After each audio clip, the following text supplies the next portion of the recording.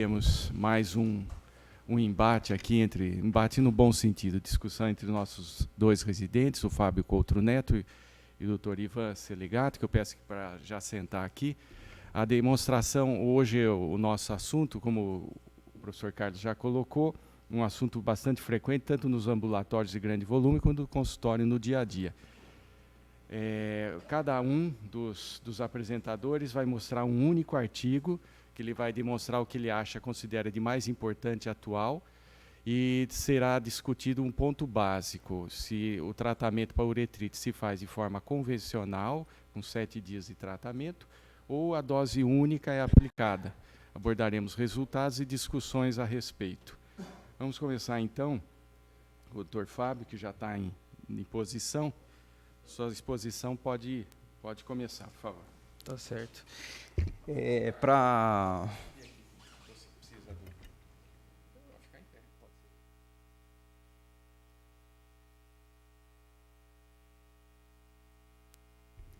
Bom, então, para apresentar aqui para vocês sobre esse tema, eu trouxe esse artigo que eu achei que saiu na International Urology and Nephrology, que foi uma revisão de uretrite não gonocócica, mas ele fala um pouco de gonocócica também, realizado na Universidade de Istambul, na Turquia.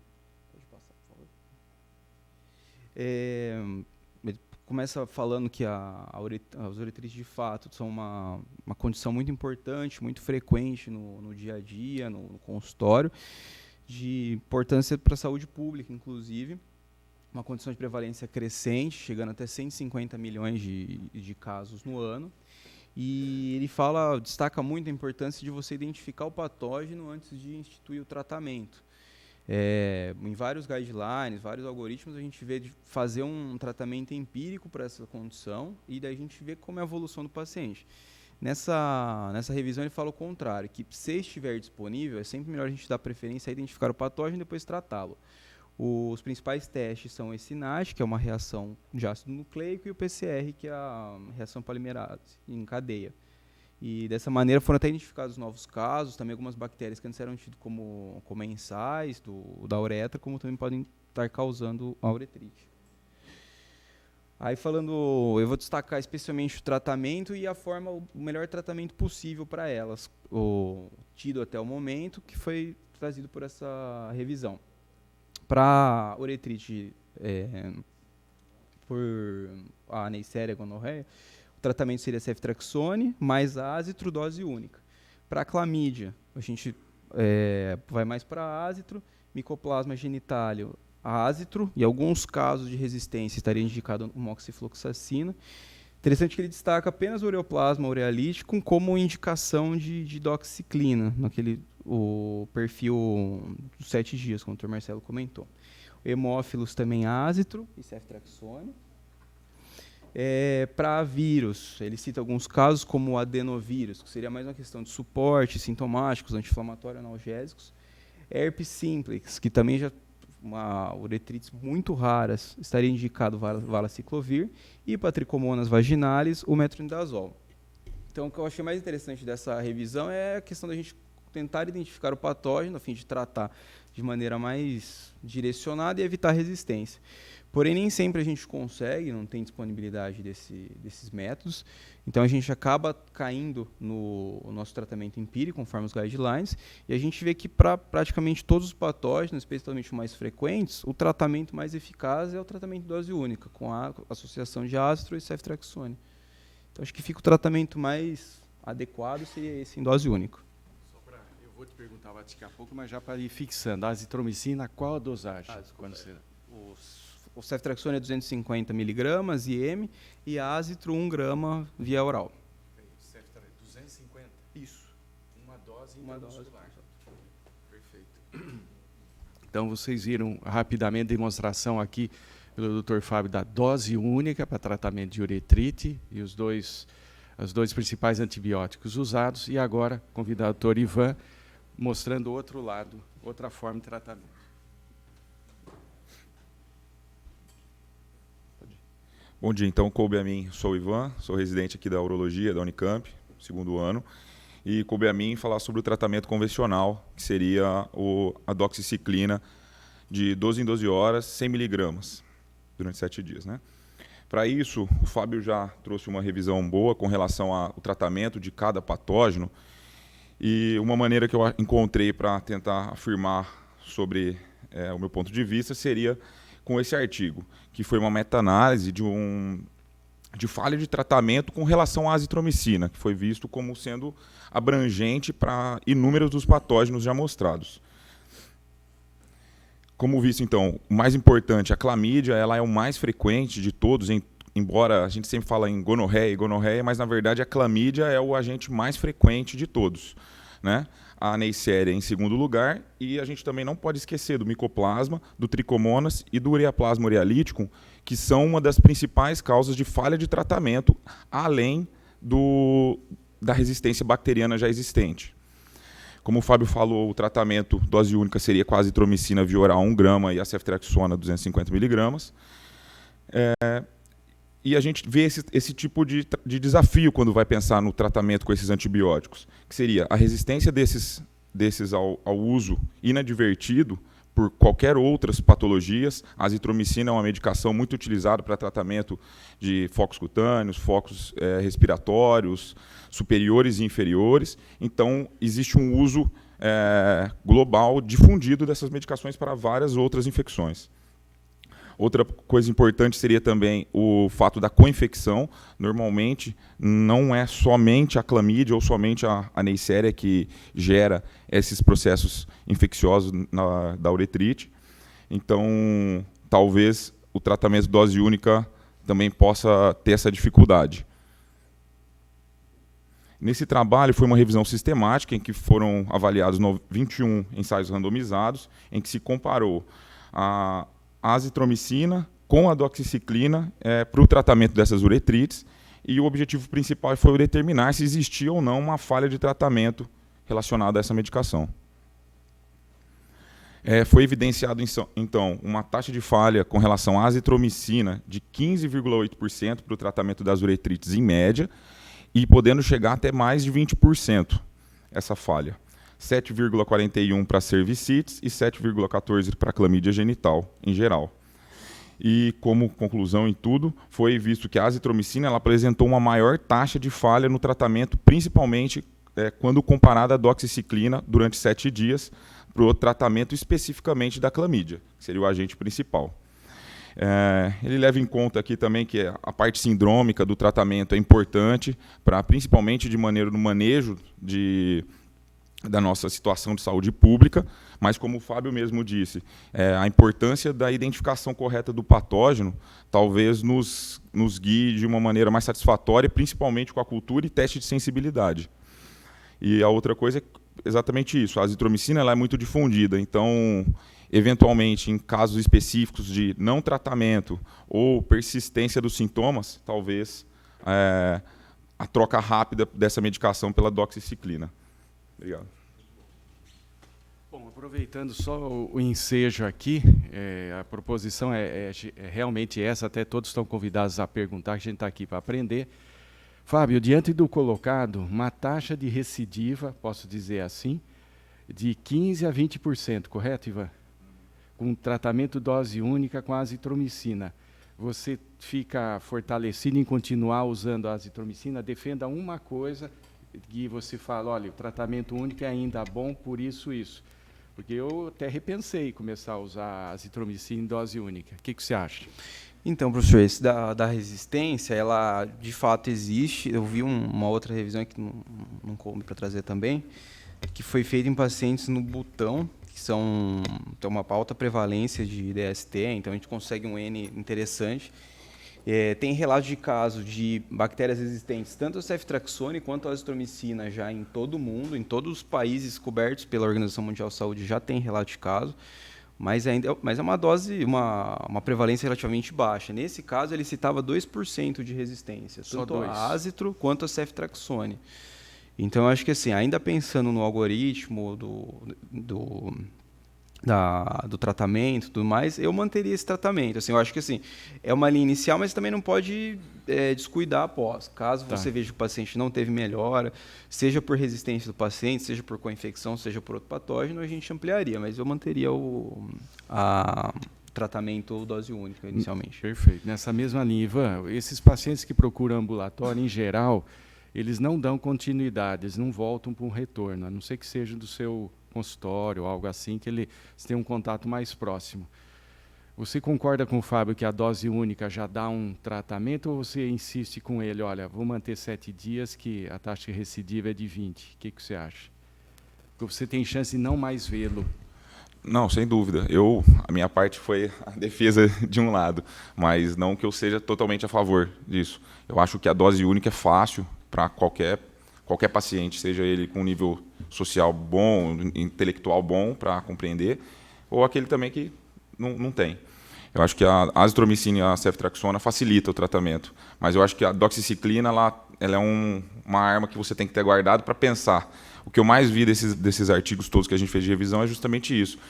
São as uretrites que são difíceis, e para você difícil de tratar. E para não demorar e não tardar para realmente entrar com tratamento direcionado e que você sabe que tem menos resistência. Perfeito. Mas não está definido qual é a recidiva em tratamento a longo prazo. Ok, a curto prazo é 15%. E a longo prazo? Só falou que você dá resistência do medicamento, mas não a sucesso do teu tratamento a longo prazo. Qual é o sucesso? Não teve isso, professor. Não teve esse resultado lá. Eu pesquisei e posso dizer que a taxa de recidiva após tratamento longo prazo é extremamente baixa, é inferior a 5%.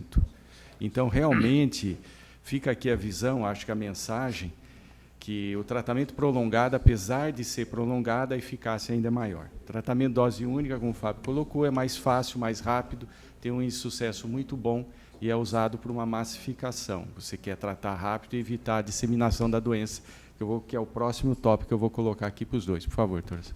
Vocês não mencionaram sobre o aspecto da secreção, porque normalmente uma uretrite gonocócica, a secreção é purulenta, e as não gonocócicas, ela é mais esbranquiçada. Eu acho que, do ponto de vista clínico, eu acho que isso é importante. Não sei o que vocês acham. Não, professor, é muito importante. Depois que eu apresentei, que eu esqueci, o teste clássico do diagnóstico é feita a análise da secreção, né? Feita a coloração de Gram, e quando você tem uma uretrite gonocócica, você vê diplococos Gram negativos. Então você já pensaria, te direcionaria mais para o lado da gonocócica, se você não vê, para a não gonocócica. É que aqui aquela revisão que eu trouxe, ela destacou mais esses exames mais recentes, muitas vezes não tão disponíveis, que permitem a identificação de novos patógenos, mas de fato a coloração ela é fundamental no diagnóstico. Porque geralmente esses pacientes vêm numa sexta-feira, o cara está com secreção, o cara não vai... Ou na segunda, então, né? A pessoa não vai esperar fazer esse exame, porque você aí, nesse caso, você vai pelo quadro clínico, certo? Então, eu acho que isso é importante. Mas aproveitando só o Samu, dose única ou prolongado? Eu faço dose única também. Dose única. Depois eu vou ouvir da plateia para ver quem ganhou. Peraí, não, só estou dando prévias. Juliana. Eu acho que isso que o Dr. Samu falou, eu tenho consideração que é o seguinte... muito do que se escreve sobre esse assunto é feito por infectologista e material direcionado para generalista, que normalmente tem contato com esses pacientes em unidades básicas. Acho que para o urologista fazer o diagnóstico é mais fácil de avaliar o aspecto da secreção, mas tem um ponto aqui que é o seguinte, 50% dos casos tem co-infecção. Então, quando eu recebo aquele caso com uma descarga hialina, típico de uretrite não gonocócica, eu me sinto muito confortável a tratar só clamídia, ureaplasma, etc. Agora, quando eu recebo com a descarga purulenta, de fato, eu fico receoso de ter uma co-infecção com clamídia. Então, nesse caso, ainda assim eu faço o tratamento dos dois grupos de agentes, né? Então, eu acho que esse aspecto da secreção vale quando é hialina. Quando não é, eu fico inseguro. Inclusive, até porque a própria clamídia, nos estudos mostraram que em vários casos com infecção, que você olha a princípio no exame clínico, parece ser gonocócica, de 30% até 80% ela tem co-infecção com a clamídia.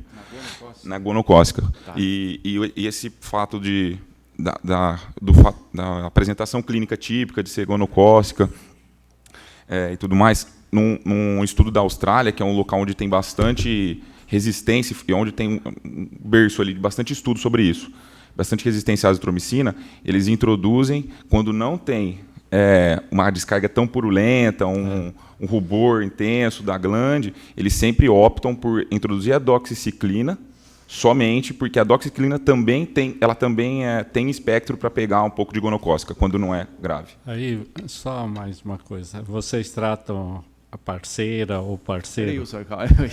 A próxima questão que é. Obrigado.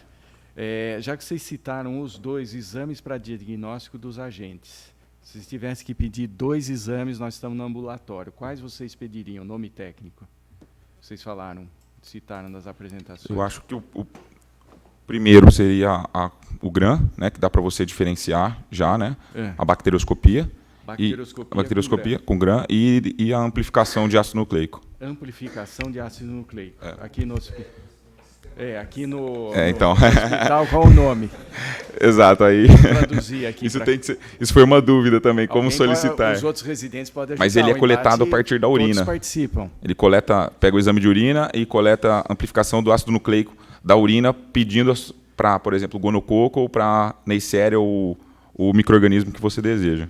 Né? Bom, nessa sequência, depois vocês vão trazer aqui nas próximas reuniões, Fábio e Ivan, qual o nome técnico para a gente aprender e saber pedir. Sorologia, esse paciente que vem e te pergunta, preciso fazer, já que eu tive essa uretrite e tal, preciso fazer HIV, hepatite C, luz, que é VDRL, vocês pedem sim ou não e quais? Eu acho interessante pedir sim, professor. A uretrite pode ser uma manifestação de doença sexualmente transmissível, então, paciente que tem uma DST sempre tem risco de ter outras associadas, então acho sempre importante HIV, hepatite B, hepatite C, sífilis, pelo menos para a gente ter um panorama aí e eventualmente tratar alguma coisa de maneira mais precoce. Fechou nos 2, você concorda, Ivan? No que você leu e aprendeu? Não, totalmente. Até aumenta... Por que, Juliano? 30 inclusive segundos. até aumenta o risco, né? Porque a janela imunológica é muito diferente. A janela imunológica dessas doenças que vocês estão falando, HIV, hepatite B, hepatite C, é de 3 meses. Se solicitar a sorologia no momento... Mesmo porque você pode ter um paciente que já está fazendo uma nova uretrite. E, igual o Ivan falou, quando o paciente tem uma uretrite, ele tem uma inflamação local que aumenta o risco de infecção pelo vírus HIV. Sim. Então, assim, o paciente que já tem um quadro, já pode ter tido anteriores e também, não necessariamente ele teve uma co-infecção. Ele já pode ter tido alguma outra relação desprotegida. Eu faria para todos. Não, eu acho que tem que fazer para todos e repetir os exames depois de 3 meses, porque ele pode ter infectado previamente e se for agora a infecção, ele não vai mostrar nada no sorologia. Então você tem que repetir depois de 3 meses devido à janela imunológica. Perfeito. A diretriz do Ministério para IST é fazer para todos e repetir depois de 3 meses. Isso é perfeito. Eu acho ponto que pacífico, quase pacificado. consenso. Obrigado. Tanto do Ministério da Saúde quanto da Organização Mundial. Um tópico extremamente importante. Uretrite gonocócica, os 2 aqui. Uretrite gonocócica multiresistente, que é um termo que está surgindo agora, bastante comum. Como proceder? Fábio, sua dose única resolve? Então, professor, Então, às vezes não. Seja por, novamente, seja por micro-organismos resistentes ou por micro-organismos por co-infecção. Então, eu manteria, e aí se a gente não tem sucesso, a gente pode associar, pode fazer doxiciclina. Se for possível identificar o agente patológico, a gente também pensaria em moxifloxacino, que cobre bem. a moxa? Moxifloxacino, isso. Qual que é a dosagem? Essa eu não conheço. Acho que é 400 miligramas durante 7 dias. Tá. E A doxy, só para afirmar, 100 miligramas, 12 em 12, 7 dias. Exatamente. Tá. E também, se você pensar em algum caso de protozoário, seria interessante associar o metronidazol. Você leu algo a respeito das gonocócicas multiresistentes, Ivan? Na mesma coisa, o professor falou, como outras infecções, né, não somente genitália, em outras regiões via aérea, isso facilita realmente ter essa resistência. Então, a recomendação é o uso primário da quinolona. A descrição de trabalhos que estão saindo dessas neisserias cada vez mais resistentes, porque pela disseminação do tratamento. O conceito que eu tinha era outro, é que os casos da Índia lá era de neisseria resistente à quinolona. E aí essa nova diretriz com o cefalosporina de terceira geração seria justamente para contemplar esses casos de resistência à quinolona. Vocês parecem que estão falando o contrário. Não. Aqui. É assim, a quinolona, sim, o cipro, que era amplamente usado desde 2007, que 2009 foram os casos da Índia lá, né? Essa revisão, que a melhor revisão que eu achei de falar de resistência é essa da série do Butão, que falava que a resistência tanto de ácetro quanto ceftriaxone ela existe, mas é muito baixa, cerca de 2%. Então dá para a gente manter tranquilo. Em alguns casos você colocaria moxifloxacina, metronidazol, mas que pela essa dose única a gente estaria relativamente seguro até o momento, não sei o Fica futuro. de lembrança, então, posso colocar que atenção à secreção, à demanda uretral exuberante, gonocócica, de poder ser resistente ou não ao tratamento único, tá?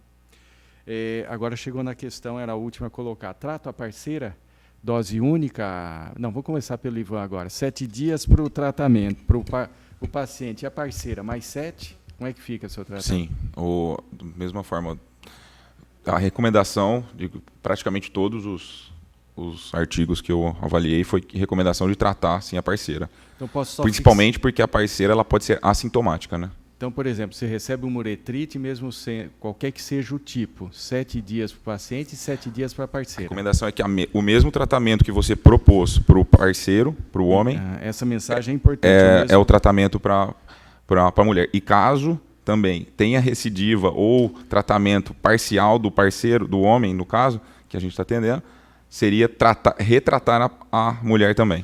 Se leu algo a respeito durante esses 7 dias, eles usam preservativo ou não?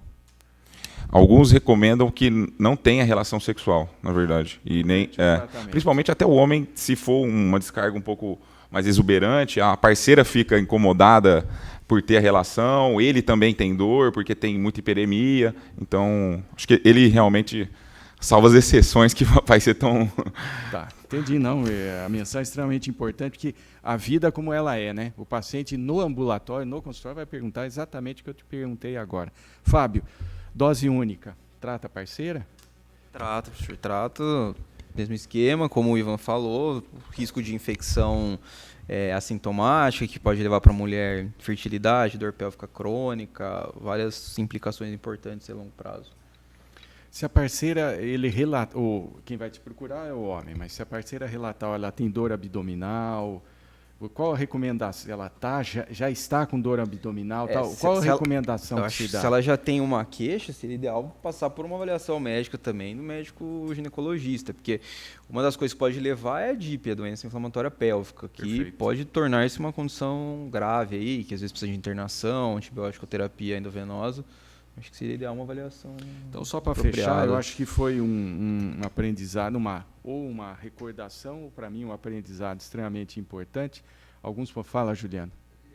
Pergunta: como vocês procedem com a tal da síndrome uretral? Assim, vamos supor, o paciente chegou, fez o tratamento, daí 10 dias ele voltou, está com aquela disúria, melhorou um pouco, mas ele está insatisfeito. Aquela descarguinha bem discreta, ou seja, você tem indicativos de que o tratamento foi efetivo e que ele está evoluindo só com um quadro de dor uretral. Como é que vocês tratam de novo? Só explica, Só retorno? colocar então aqui para quem não entende. O paciente veio com a sintomatologia, com a secreção, correto, Juliano? Me complementa se estiver errado. Foi feito o tratamento, ou um ou outro, aqui a plateia vai escolher, e ele continua com secreção. Uma semana depois ele voltou um pouco quanto? 30, 40... A secreção é clara, mas ele ainda percebe na cueca aquela secreçãozinha. Então vou colocar aqui para os dois. Você coloca também se quiser. Mando ele esperar, aguardo. Ou você trata de novo? Quer complementar a pergunta? Vou deixar uma pergunta mais complexa. Porque aí não é uma síndrome uretral, já é uma prostatite crônica, aquele gotejamento matinal que mancha a cueca, daí o tratamento é outro. Você acha que já é prostatite, Juliana? A pergunta é sua. Eu não faço assim, não. Nós não vai confundir os dois aqui. A plateia. Eu não acho que é prostatite Mas crônica. é patognomônico, Juliano. Grota matinal é patognomônico de prostatite crônica. Se discute muito hoje esse diagnóstico de prostatite crônica, que não é infeccioso, é mais uma dor pélvica crônica. Eu acho que está totalmente fora. Realmente o paciente que é ansioso, ele faz a sua ordenha uretral Então, matinal, traumatiza a uretra, e ele vem lá extremamente... E tem outro, e normalmente é uma relação extraconjugal e está super assim, deprimido. Fábio, começando por você, que é o mais velho. Você tratou, ele continua com secreção. O que você fala ao paciente diretamente? Eu acho que assim, se caminhar nesse rumo que o Juliano falou, o paciente teve uma clara melhora clínica, tudo mais, mas ainda vem com alguma queixa, é um pouco incomodado, orientações. Queixa, qual você acha que é a mais importante na sua experiência clínica? Que todos vêm e se queixam. Desculpa, como assim? Ele deu a dica, ele volta ainda com secreção um pouquinho. Volta, secreção, disúria, alguma dor eventual em glande. Eu acho que assim, se você observou uma significativa melhora clínica, não tem porque a gente retratar. Eu acho que é um momento de orientação, de manter sintomáticos, tranquilizar o paciente. Quanto tempo você espera? Eu queria fazer uma pergunta diferente. Como é que você diferencia? Como é que se diferencia o paciente que está ansioso, que está em secreção, que ordenha a uretra totalmente, e o paciente que está com, vamos supor, um tratamento incompleto? Falha o tratamento. Como é que se diferencia? Aqui é que é o ponto. De paciente que não tem melhora clínica depois do tratamento. Ele melhorou parcialmente. Eles estão te apertando, mas os dois podem responder. Então, até foi o que aconteceu nesse trabalho. Você visualiza a partir da cultura, né? Você vai fazer novamente um novo teste de cultura e de amplificação de ácido nucleico para ver se tem. Mas nesse trabalho que eu ia até chegar onde o Juliano falou, mostra que em pacientes dessa síndrome uretral que mantém o desconforto, muitas das vezes ele é causado pelo ureaplasma e pelo micoplasma genitálium. Então ele indica, antes de fazer qualquer outra pesquisa, você pode, por exemplo, entrou com azitromicina e com ceftriaxona ou com a doxiciclina.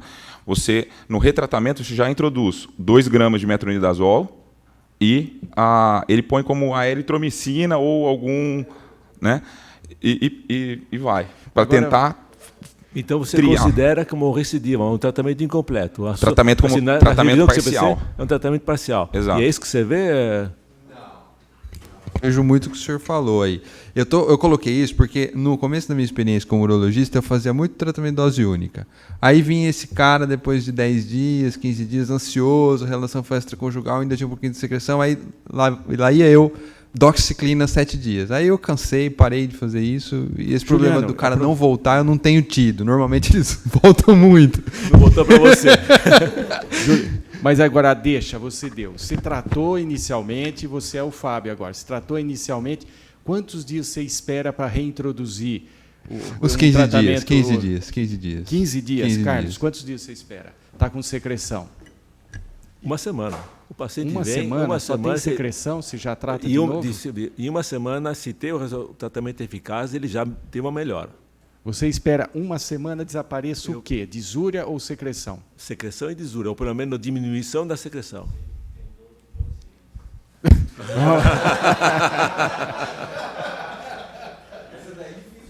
Complementando, eu vou só antes da decisão final da plateia, se um tratamento ou outro, os outros 3 residentes, Marina, Matheus e Rodrigo.